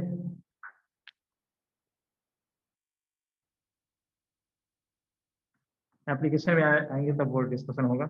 डायमेंशन में आ जाते हैं, dimension of a physical quantity, dimension of a physical quantity are the powers to which the base quantities are raised to express the physical quantity, ठीक है। Physical quantity को express करने के लिए फंडामेंटल क्वांटिटीज को किस पावर तक raise करें ताकि वो उसको एक्सप्रेस कर सके। जैसे अभी मैंने बताया था, स्पीड वाला एग्जांपल लिया था, स्पीड इक्वल टू लिखा था हमने डिस्टेंस बाय टाइम, तो डायमेंशन वाइज हमने लिखा लेंथ के प्रोपोर्शनल है, टी के इनवर्सली प्रोपोर्शनल है, सो एल टी माइनस 1। ये पावर अगर इसमें पूछा जाएगा स्पीड में लेंथ का डायमेंशन क्या है तो 1 है, टाइम का डायमेंशन क्या है तो -1, ठीक है।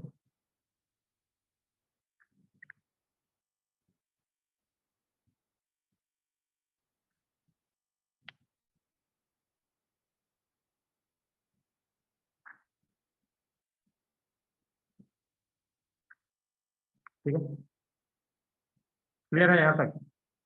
एक दो का डायमेंशन निकाल लेते हैं। एक्सीलरेशन का डायमेंशन क्या हो जाएगा, एक्सीलरेशन को क्या कहा था, change in velocity by change in time, v2 minus v1 by v2 minus v1। Velocity minus velocity, velocity है, चेंज इन वेलोसिटी है, तो यहाँ पे वेलोसिटी का डायमेंशन, नीचे में टाइम का डायमेंशन, तो एल टी माइनस 2, ये इसका डायमेंशन हो जाता है। एक्सीलरेशन को हम लोग कैसे दिखाएंगे, एल टी माइनस 2, ठीक है। उसी तरह से अगर हमें फोर्स बताना होगा, फोर्स, फोर्स का पूछा कि बताओ डायमेंशन क्या होगा, तो फोर्स का डायमेंशन क्या लिखेंगे, फोर्स इक्वल टू होता है मास इंटू एक्सीलरेशन, ठीक है, और फोर्स का जो डायमेंशन है वो क्या होगा, मास है इंटू एक्सीलरेशन का डायमेंशन, यानी कि L T minus 2, M L T minus 2, M L T minus 2, ये हो गया फोर्स का डायमेंशन। उसी तरह से मोमेंटम का डायमेंशन अगर पूछा जाए, डिफरेंट फिजिकल क्वांटिटी का पूछा जा सकता है, तो उसके लिए हमें बेसिक उसका फॉर्मूला जो है वो पता होना चाहिए। मोमेंटम अगर मुझे किसी ने कहा कि मोमेंटम का डायमेंशन बता, तो मोमेंटम का डायमेंशन, मोमेंटम को कैसे डिफाइन करते हैं, मास इंटू वेलोसिटी, तो मास के लिए m, वेलोसिटी के लिए एल टी माइनस 1, तो this one is dimension of momentum, p से लिखते हैं, p को ऐसे लिखेंगे एल टी माइनस 1, ठीक है। उसी तरह से अगर किसने कहा कि बताओ प्रेशर का डायमेंशन क्या होगा, प्रेशर क्या है, प्रेशर है फोर्स बाई एरिया, ठीक है। अगर किसी ने पूछा कि प्रेशर का डायमेंशन क्या होगा, तो प्रेशर है फोर्स बाई एरिया, ठीक है। फोर्स को हम लोग क्या लिखेंगे, M L T minus 2 divided by area L, 2 ऐसे, तो M L minus 1 T minus 2, ये प्रेशर का डायमेंशन होगा, ठीक है। तो कुछ फिजिकल क्वांटिटी के डायमेंशन के लिए कुछ तो हमें पता है कि उसका फॉर्मूला क्या है, कुछ का पता नहीं है, तो जिसका पता नहीं है उसका या तो तुम देख करके भी कर दो, ठीक है। एस सी वर्मा में अगर जाओगे, एस सी वर्मा से करने के लिए, तो उसमें उन्होंने लिख दिया है, ठीक है, उनका पर्पस डायमेंशन सिखाना था, उन्होंने सिखाने के लिए उसको लिख दिया है उधर में, फॉर्मूला जो भी रिक्वायर्ड है, बेसिक को छोड़ करके जो भी रिक्वायर्ड है वो लिख दिया उन्होंने, वहां से हमें कैलकुलेट करना है डायमेंशन। जैसे कुछ कुछ क्वेश्चन लेते हैं हम लोग उधर से, ठीक है।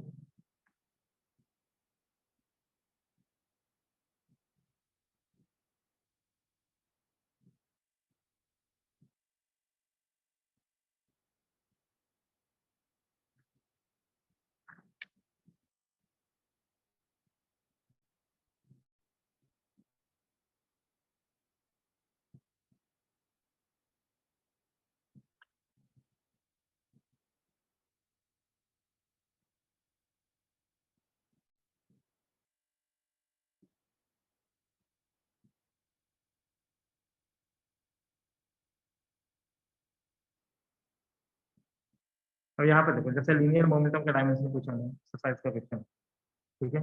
Find the dimension of linear momentum, linear momentum का डायमेंशन बताओ। तो लीनियर मोमेंटम को हमने कैसे डिफाइन किया, P इक्वल टू mg, तो ml t माइनस 1, ठीक है, ये इसका डायमेंशन है। उसके बाद फ्रीक्वेंसी को हमने कैसे डिफाइन किया, तो फ्रीक्वेंसी आ चुका है 1 बाई टाइम पीरियड, तो t माइनस 1, और जो नहीं है उसको जीरो कर सकते हैं, यानी कि ऐसा भी लिख सकते हैं m जीरो, m के ऊपर डिपेंड नहीं करा, लेंथ के ऊपर डिपेंड नहीं करा, टाइम के ऊपर इनवर्सली प्रोपोर्शनल, तो m zero l zero t minus 1 ऐसा भी लिखा जाता है, ये मैंने फ्रीक्वेंसी के लिए लिखा है। प्रेशर, ठीक है, तो प्रेशर है यहाँ पे फोर्स बाई एरिया, फोर्स का dimension ml t minus 2 divided by L2, तो ml माइनस 1 t माइनस 2, ठीक है। तो ये बेसिक फंडामेंटल क्वांटिटीज था, एक ये दे दिया गया है, ठीक है, ये तुम्हें दे दिया गया है। अब इसके बाद dimension of omega, dimension M यानी कि angular speed, dimension of angular acceleration alpha, torque, moment of inertia I, इन सब के लिए टेंशन लेने का जरूरत नहीं। तुम्हें लग रहा होगा कि ये नया चीज सुन रहे हैं, ठीक है, तो नया चीज सुन रहे हैं तो उसका इन्होंने लिख दिया है, ठीक है, एस सी वर्मा का पर्पस बताना है, उन्होंने फॉर्मूला लिख दिया कि लो अभी तुम्हें नहीं पता, फॉर्मूला यहाँ पे लिख दे रहा हूँ, यहाँ से कैलकुलेट करो। ओमेगा क्या लिखा, थीटा 2 माइनस थीटा 1। देखो थीटा एंगल है, एंगल का यूनिट होता है, कुछ फिजिकल क्वांटिटी ऐसे हैं जिसका यूनिट है लेकिन डायमेंशन नहीं है, ठीक है, बहुत सारे फिजिकल क्वांटिटी जो डायमेंशन लेस है, ठीक है, जैसे हम थीटा कहते हैं, थीटा एंगल है, एंगल को एक नंबर मानते हैं, नंबर मान रहे हैं इसलिए नंबर का कोई डायमेंशन लिखते नहीं है, ठीक है, तो जब थीटा लिखा है तो उसका कोई डायमेंशन नहीं है। और नीचे में क्या है, टाइम, तो टाइम का डायमेंशन तो है।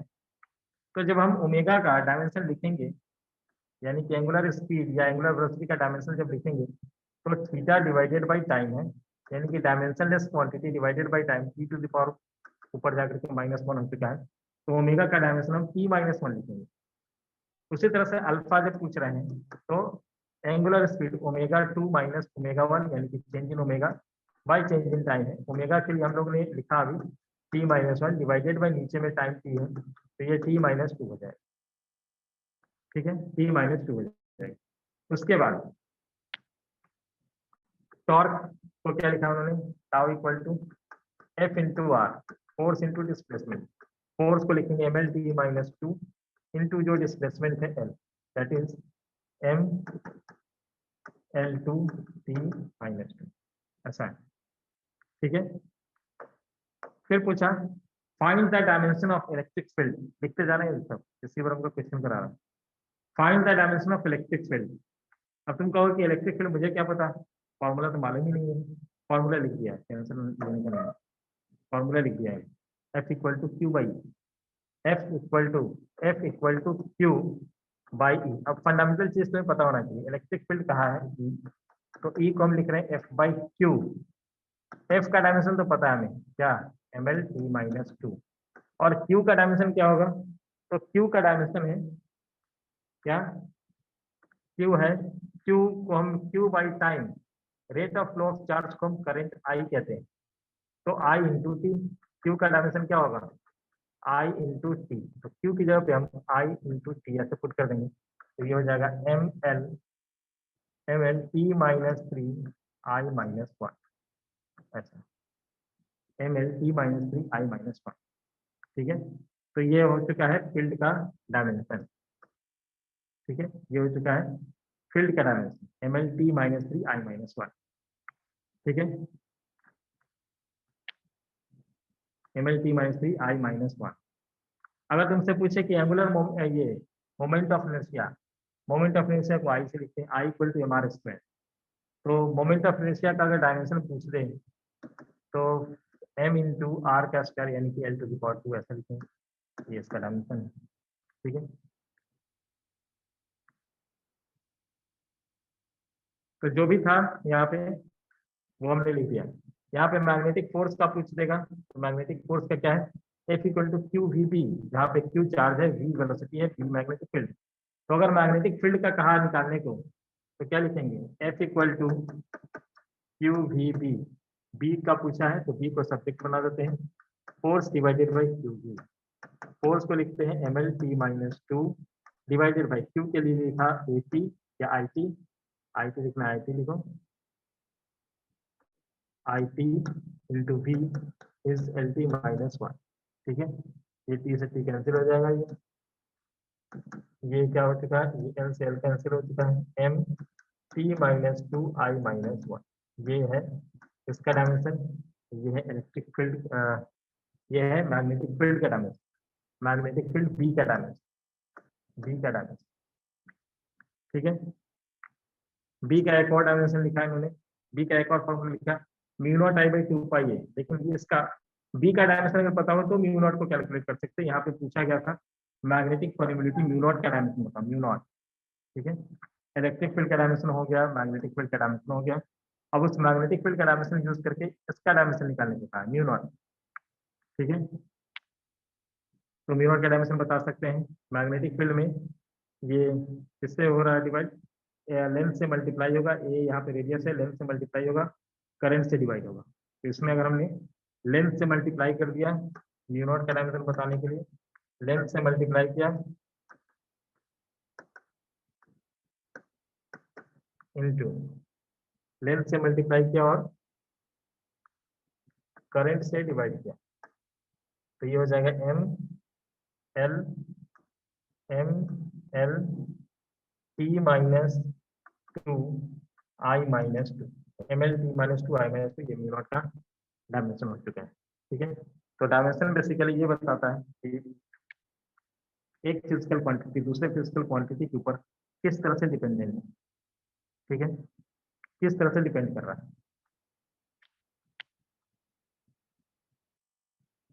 उसी तरह से यहाँ पे पूछा find the dimension of electric dipole moment P।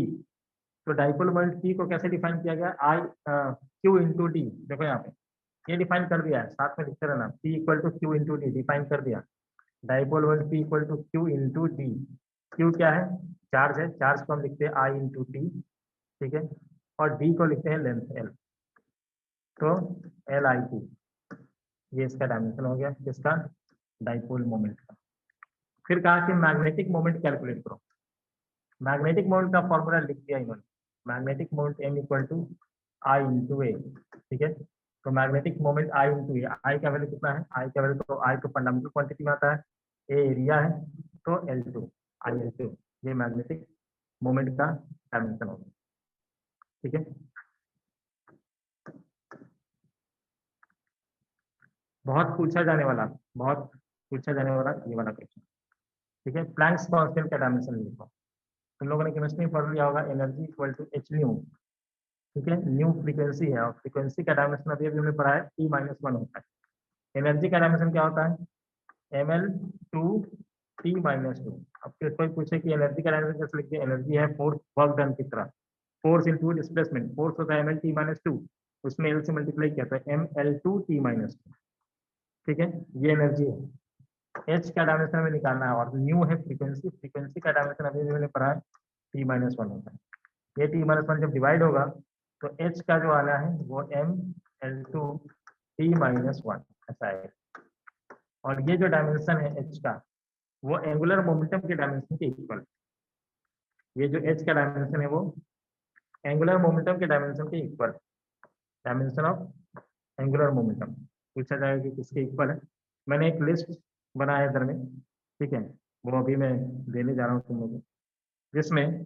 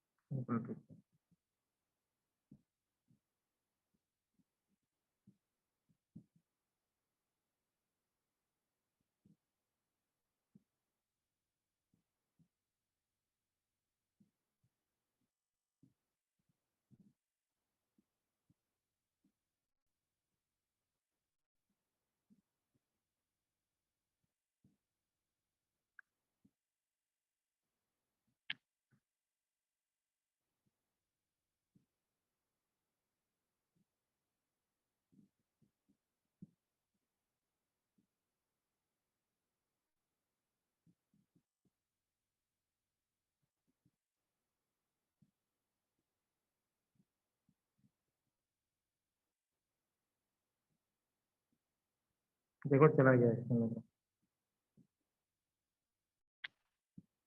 एक पेज गया होगा, ठीक है। मैं इसके ऊपर डिस्कशन नेक्स्ट वाले क्लास में करूँगा, तो भेज दिया है तुम लोगों को भी। मैंने यहाँ पे एक लिस्ट बनाया है, देखो उधर। पहले यूनिट डायमेंशन में शॉर्ट रिवीजन के लिए फंडामेंटल क्वांटिटीज कौन कौन सा है वो लिख दिया है। फिर सप्लीमेंट्री गया होगा, एक नोट एक पीडीएफ गया होगा तुम्हें। फिर उसका सप्लीमेंट्री यूनिट क्या है वो लिख दिया है। फिर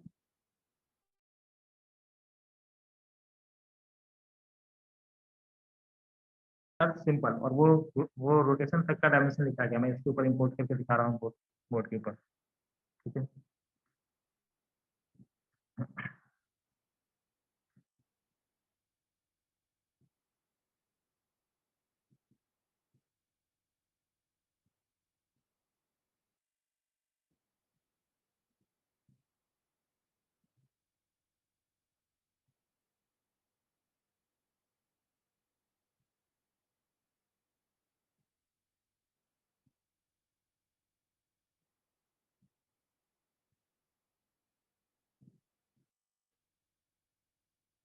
ये पेज गया होगा तुम लोग को, जिसमें length, mass, time, temperature, current, amount of substance ये दिख रहा है। उसको सप्लीमेंट्री यूनिट दिख रहा है। उसका दिख रहा होगा कि फिर रोटेशन रोटेशन तक, रोटेशन वाले चैप्टर तक जो डायमेंशन है वो यही सब यूज होते हैं। पहले तुम्हें मिला होगा कौन सा, तो डिस्टेंस डिस्प्लेसमेंट, जिसका डायमेंशन लेंथ का डायमेंशन। फिर मिला होगा वेलोसिटी, स्पीड, रिलेटिव वेलोसिटी, इन सब का dimension L T minus one है। एक्सलेशन का डायमेंशन मिला होगा L T minus to, speed by time या वेलोसिटी बाई टाइम। फोर्स मिला होगा मास इंटू एक्सलेशन लिखा। Work, energy, kinetic energy, potential energy, कोई भी एनर्जी हो या वर्क डन हो उसके लिए dimension M L two T minus, force into displacement. Momentum M L T minus one, angular momentum M L two T minus one, जो का Planck's constant का डायमेंशन होता है। फिर टॉर्क और उसके बाद पावर, ठीक है। उसके बाद हम चैप्टर वाइज पढ़े हैं, जैसे जैसे जिस ऑर्डर में चैप्टर में पढ़ना है उस ऑर्डर में यहाँ पे लिखा गया है। फिर ग्रेविटेशनल पोटेंशियल, एक ग्रेविटेशन में एक नया टर्म मिलेगा तुम्हें, ग्रेविटेशनल पोटेंशियल। तो वो होता है potential energy divided by mass. तो पोटेंशियल एनर्जी का डायमेंशन डिवाइडेड बाई मास का dimension L two T minus to. उसके बाद वाले चैप्टर में मिलेगा इलास्टिसिटी। इलास्टिसिटी के अंदर मिलने वाला है तुम्हें modulus of elasticity, stress, stress कहते हैं फोर्स बाई एरिया को। तो फोर्स बाई एरिया का डायमेंशन प्रेशर का डायमेंशन होता है, इसलिए इसका डायमेंशन भी प्रेशर के डायमेंशन की तरह ही होगा। और कोई भी मॉडुलस ऑफ इलास्टिसिटी अगर कहा जाएगा तो उसका डायमेंशन भी प्रेशर का डायमेंशन या स्ट्रेस का डायमेंशन ही। तो ये चैप्टर के अकॉर्डिंग अरेंज किया गया है कि फ्लूइड मैकेनिक्स में क्या मिलने वाला है तुम्हें, फिर थर्मल फिजिक्स में क्या मिलने वाला है, ठीक है। और उसके बाद इलेक्ट्रोस्टैटिक और मैग्नेट में आ गए, ठीक है। मतलब ट्वेल्थ में क्या क्या मिलने वाला है, तो ये इलेक्ट्रिक फील्ड आया, अभी हमने पढ़ा था, फोर्स बाई चार्ज, ठीक है, वो है। उसके बाद एप्सिलॉन नॉट एक डायमेंशन होता है उधर में, उसका डायमेंशन कैलकुलेट करवाया गया। Electric potential work done by charge है, इसका डायमेंशन कैलकुलेट किया है। फिर फ्लक्स का, इलेक्ट्रिक फ्लक्स का फील्ड इंटू एरिया किया गया। फिर मैग्नेटिक फील्ड का, मैग्नेटिक फील्ड का देखो बहुत सारा फॉर्मूला आता है, लेकिन मेरा टेक्निक क्या है, मैं हमेशा उस फॉर्मूला को लिखता हूँ जो याद रखना, रिकॉल करना आसान है। जैसे ये रिकॉल करना बहुत आसान है। अगर कोई मुझसे मैग्नेटिक फील्ड का डायमेंशन पूछता है तो मैं फोर्स को लिखता हूँ बिल, F equal to B I L ऊपर। हाँ, एफ इक्वल टू क्या लिखते हैं, बिल, ठीक है। आई यहाँ पे करंट है, एल लेंथ है, एफ फोर्स है। तो अगर मुझसे कोई पूछेगा तो force divided by I into L, force है M L T minus two divided by current के लिए आई और लेंथ के लिए एल, एल एल कैंसिल, देखो वही आया M T minus to I minus one. तो वहां से जो आया था वही है, यहाँ से भी आया। तो इसमें बहुत सारा ट्रिक टेक्निक लिखा गया है, ठीक है। जल्दी रिकॉल कैसे करना है, याद कैसे करना है, ये रिपीटर्स बैच के लिए लिखा है मैंने ये चीज, ठीक है। जो रिपीट करते हैं जो लोग, तो उनके पास टाइम कम होता है, तो उनको ये शॉर्टकट टेक्निक ये सब चीज दिया जाता है। म्यू नॉट के लिए अभी तुमने देखा होगा, म्यू नॉट का डायमेंशन कैलकुलेट किया था बी इंटू लेंथ करके, ठीक है, इंटू डिवाइडेड बाई करंट करके। तो उसको यहाँ से मैं कैलकुलेट करता हूँ कि दो फोर्स, दो वायर है, दो करंट कैरिंग वायर है, और उस वायर के बीच में कुछ सेपरेशन है, ठीक है, 1 मीटर की। और इसमें करंट आई वन है, इसमें करंट आई टू है। तो ये वायर इसके पर यूनिट लेंथ के लिए जो फोर्स लगाएगा उसको हम फोर्स पर यूनिट लेंथ कहते हैं। और उसको लिखते हैं mu not I one I two by two pi into D. ये डी डिस्टेंस है, ये लेंथ, ये दोनों कैंसिल हो जाएंगे डायमेंशन के हिसाब से, ठीक है। तो फोर्स डिवाइडेड बाई I2 ये होता है म्यू नॉट। ये सब ये आसान फॉर्मूला है, याद रखना।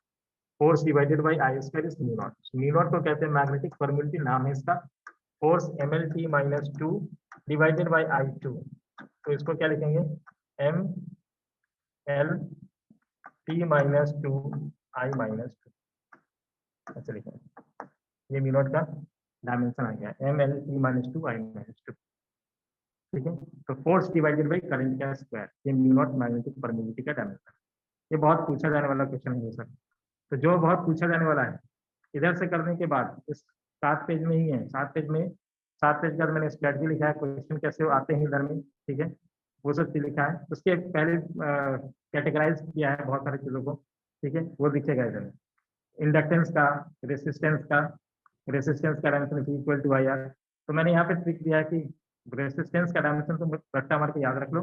बाकी ये 2 ट्रिक याद रखना है, केएल बाई आर टाइम होता है, आरसी टाइम होता है, ठीक है। तो अगर इंडक्टेंस का डायमेंशन पूछे तो टाइम में, इसमें रेसिस्टेंस का तुमने याद कर रखा है, इसमें सिर्फ तुम्हें क्या करना है, टाइम से मल्टीप्लाई ही करना है, टाइम का एक पावर इंक्रीज कर दो, यही इंडक्टेंस का डायमेंशन हो जाएगा, जो यहाँ पे कैलकुलेट किया है, ठीक है। यहाँ पे टी माइनस 2 दिख रहा है तुम्हें, यहाँ पे पावर रेज करो 1 से, तो टी माइनस 2 दिखेगा, ठीक है। तो यहाँ पे ट्रिक टेक्निक लिखा है, लेकिन अभी तुम लोगों ने ये सारा फिजिकल क्वांटिटी नहीं पढ़ा है, इसलिए अभी उसके ऊपर मैं फोकस नहीं करा। फिर इधर में डायमेंशनलेस, जितने फिजिक्स में ऐसा क्वांटिटी जिसका डायमेंशन है ही नहीं, उसका एक लिस्ट बना दिया है। रिलेटिव परमिटिविटी का कोई डायमेंशन नहीं होता, 2-3 बार पढ़ने से ध्यान में रहेगा। रिलेटिव परमिटिविटी का कोई डायमेंशन नहीं होता, रिलेटिव डेंसिटी का कोई डायमेंशन नहीं होता, उसके बाद रिफ्रैक्टिव इंडेक्स का कोई डायमेंशन नहीं होता, कोएफिशिएंट ऑफ फ्रिक्शन का कोई डायमेंशन नहीं होता, इमिसिविटी का कोई डायमेंशन नहीं है, कोएफिशिएंट ऑफ रेस्टिट्यूशन का कोई डायमेंशन नहीं है, एंगल सॉलिड एंगल का कोई डायमेंशन नहीं है, स्ट्रेन पॉइसन रेशियो का कोई डायमेंशन नहीं है, मैकेनिकल इक्विवेलेंट ऑफ हीट का कोई डायमेंशन नहीं है, डायलेक्ट्रिक कांस्टेंट का कोई डायमेंशन नहीं, मैग्नेटिक ससेप्टिबिलिटी का कोई डायमेंशन नहीं। अब कुछ क्वांटिटी ऐसे हैं जिनका डायमेंशन सेम होता है, जैसे एक्सीलरेशन, ग्रेविटेशनल फील्ड स्ट्रेंथ, इनका dimension same, linear momentum impulse, इनका डायमेंशन सेम है, work done, energy, torque, moment of couple, internal energy, heat, work function, सबका डायमेंशन सेम होता है, ठीक है। Angular velocity, frequency, velocity, radioactivity constant, सबका dimension same, pressure, space, modulus of elasticity, energy density, इसी को ऐसे भी लिखा जाता है 1/2 एप्सिलॉन नॉट ई का स्क्वायर। ये बहुत बहुत बार एग्जाम में पूछा जाता है, इसकी एनर्जी डेंसिटी कहते हैं, एनर्जी बाई वॉल्यूम। तो इसका डायमेंशन प्रेशर के डायमेंशन के इक्वल, ठीक है। 1/2 एप्सिलॉन नॉट ई स्क्वायर का डायमेंशन पूछा जाएगा तो प्रेशर के डायमेंशन के equal. Intensity of radiation, solar constant, इसका डायमेंशन भी प्रेशर के डायमेंशन के इक्वल है। Gravitational potential, specific latent heat, force, thrust, weight, tension, energy gradient, इन सब का डायमेंशन भी सेम होता है, और वही है जो फोर्स का डायमेंशन है, ठीक है। तो ये पूरे सेम फिजिकल क्वांटिटी का लिस्ट है। थर्मल कैपेसिटी, बोल्ट्जमान कांस्टेंट, ये लिस्ट कैसे बना है, तो ये जब देखोगे इधर में कि कितने टाइप के क्वेश्चन पूछे जाते हैं, तो ये 7 टाइप का, बीच में एक मिसिंग है, 7 टाइप का क्वेश्चन यहाँ पे पूछा जाता है। और तुम किसी भी कॉम्पिटेटिव एग्जाम का क्वेश्चन उठा करके देख लेना, इस 7 जो टाइप मैंने बताई, 7 टाइप के क्वेश्चन में ही किसी न किसी कैटेगरी में होगा, ठीक है। अगर 7 टाइप पे नहीं होगा तो बताना मुझे कि नहीं ये अलग टाइप का क्वेश्चन, ठीक है। ये 7 जो कैटेगरी है उसी में से किसी न किसी कैटेगरी में से बिलोंग कर रहा होगा, ठीक है। तो नेक्स्ट वाली क्लास में हम लोग ये सब के ऊपर डिस्कशन करेंगे, ठीक है। इसके ऊपर, इस पीडीएफ के ऊपर अभी मैंने सेंड कर दिया है, ठीक है। नेक्स्ट वाले में इसको यूज कैसे करना है इस पीडीएफ को वो बताऊंगा नेक्स्ट वाली क्लास में, ठीक है। आज के लिए रहने देते हैं।